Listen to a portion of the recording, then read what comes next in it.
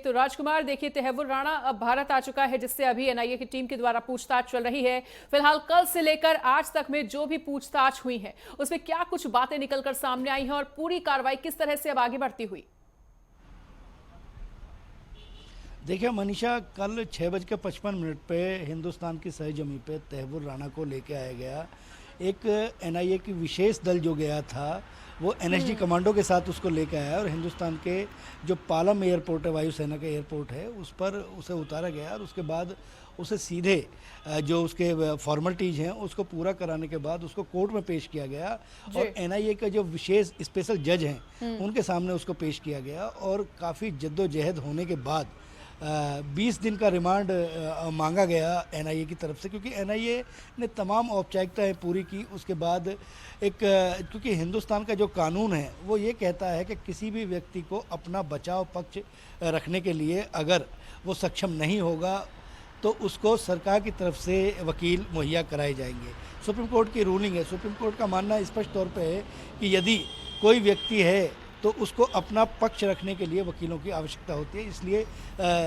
वरिष्ठ अधिवक्ता सचदेवा जी को इसका वकील मुकर्रर किया गया और तमाम जद्दोजहद के बाद 18 दिन का रिमांड एनआईए को मिला।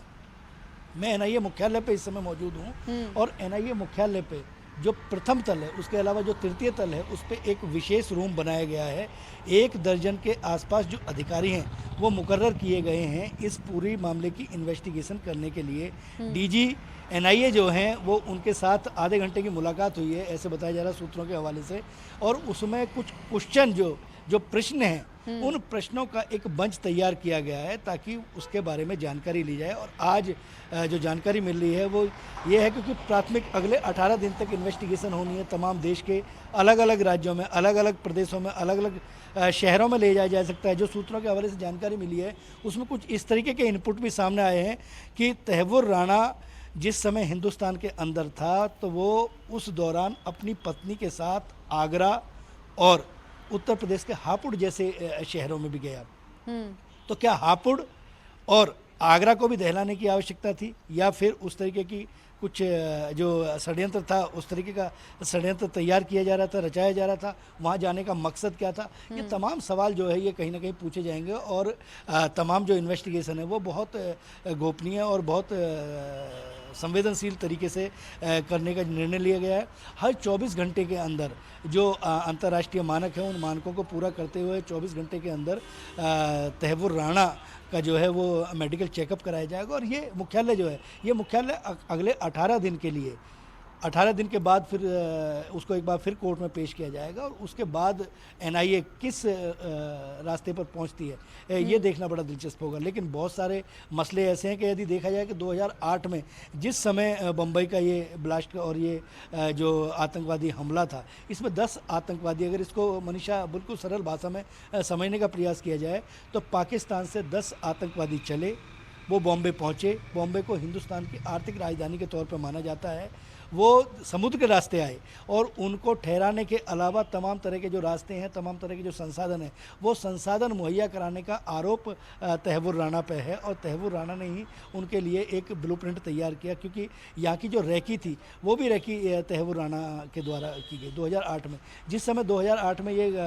ब्लास्ट हुआ और ये घटना हुई, इसमें 166 के आसपास जो लोग थे मारे गए। और मज़े की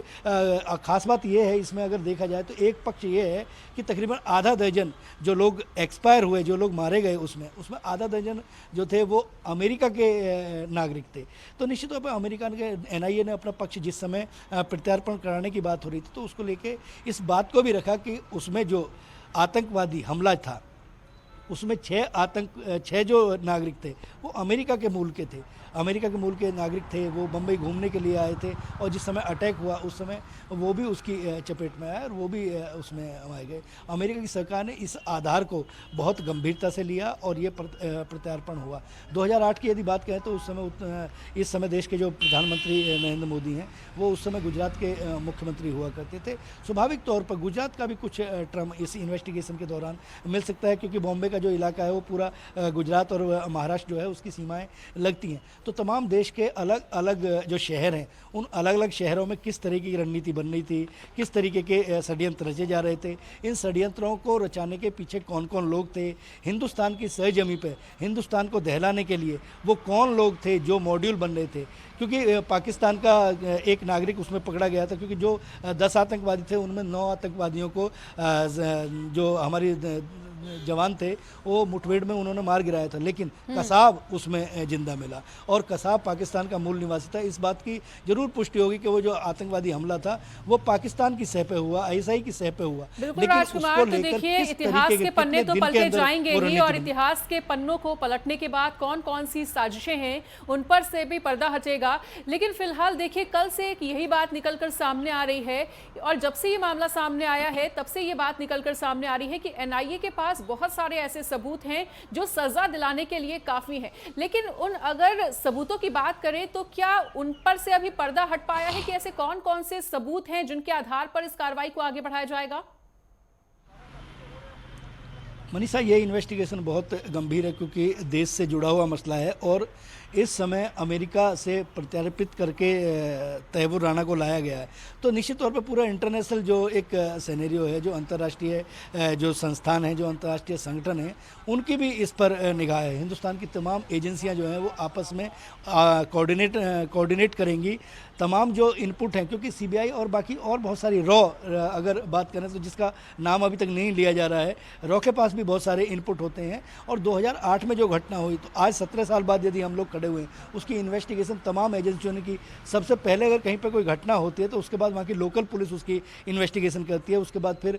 दूसरी एजेंसियों को उसमें इन्वॉल्व किया जाता है। एनआईए के पास जब चीज़ें आई तो बहुत सारे ऐसे सबूत ऑलरेडी हैं जो 17 वर्षों में, क्योंकि 2008 की घटना है तो उसमें जो सबूत जो इकट्ठे किए गए हैं वो इकट्ठे हैं। अगर प्रत्यार्पित करा गया है, अमेरिका से अगर लाया गया है और बड़ी कानूनी लड़ाई लड़ने के बाद लाया गया है, अपना पक्ष हिंदुस्तान के द्वारा रखा गया है, तो निश्चित तौर पर एक बात जरूर ये मान लेनी हमें चाहिए कि एनआईए के पास बहुत सारे ऐसे सबूत हैं कि जो फांसी के रास्ते पर फांसी तक पहुंचाने के लिए और उसको आरोपी सिद्ध करने के लिए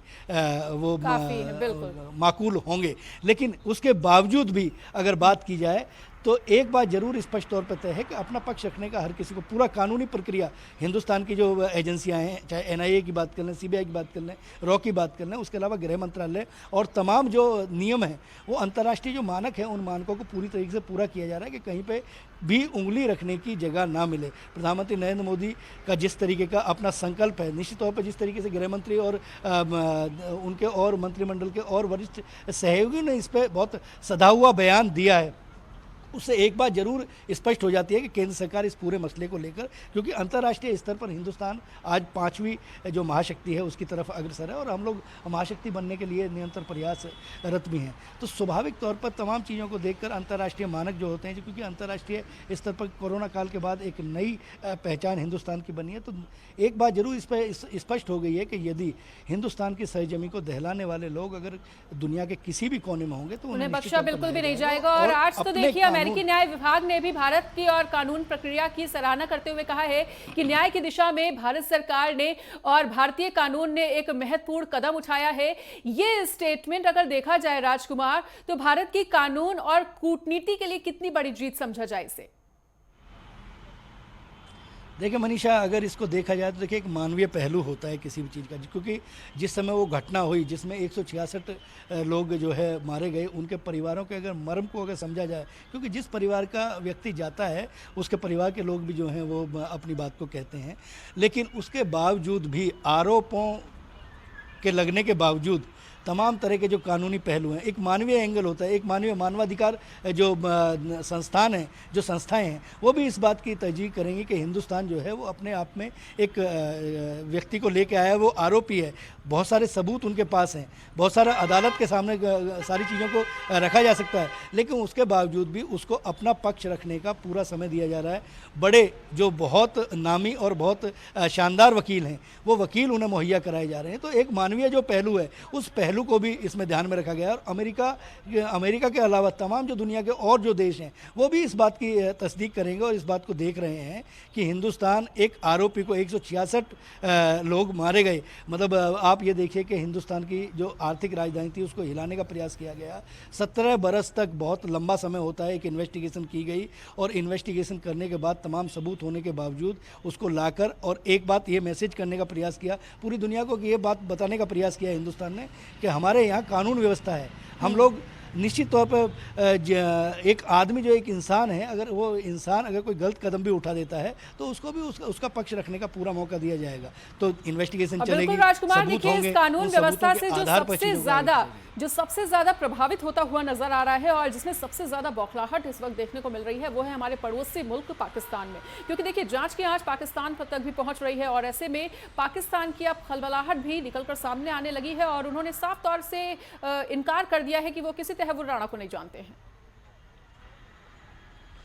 पाकिस्तान के चेहरे से तभी नकाब उतर गया था जब कसाब को पकड़ा गया और कसाब जो था वो पाकिस्तानी मूल का वहाँ का नागरिक था। तो ये स्पष्ट तौर पर उसी समय हो गया था कि ये आतंकवादी घटना को जिसको अंजाम दिया गया है उसमें पाकिस्तान के नागरिकों का सीधे सीधे हाथ है। और वो जो नागरिक आए हैं उन्होंने वहाँ पर 166 लोगों की जान ली है। तो ये तो स्पष्ट तौर पर हो गया। अब अगर तहव्वुर राणा की अगर बात के लिए, तहव्वुर राणा का जन्म जो है वो पाकिस्तान में हुआ, उसके बाद उसकी सारी पढ़ाई लिखाई पाकिस्तान में हुई, उसके बाद वो चिकित्सक जो था आर्मी का वो वहाँ पे बना, 20 साल तक उसने वहाँ पे नौकरी की, उन्होंने भगोड़ा साबित कर दिया, कनाडा की उसको नागरिकता दिलाई गई, किस तरीके से नागरिकता दी गई। ये तमाम जो पहलू हैं, अमेरिका की अगर एजेंसी है उन्होंने इन्वेस्टिगेशन की, उन्होंने जांच की, उसके बाद ही तमाम पक्षों को देख कर रखा गया। और जिस तरीके से हाथ केवल मनीषा हाथ हिला देना, केवल ये कह देना कि ये हमारा नागरिक नहीं है, तो इन सब चीज़ों से कहीं भी पीछे नहीं। तो जब अंतर्राष्ट्रीय मानकों पर, अंतर्राष्ट्रीय मंच पर जब ये चीज़ें रखी जाती हैं तो वहाँ जवाब देना जो है निकलकर सामने आ रही है। और देखना वाकई में दिलचस्प होगा कि अब तहव्वुर राणा को जो भी सजा मुकर्रर की जाती है उससे पाकिस्तान के आतंकियों को कितना बड़ा झटका लगता है। फिलहाल तमाम जानकारी को साझा करने के लिए राजकुमार आपका बहुत बहुत शुक्रिया।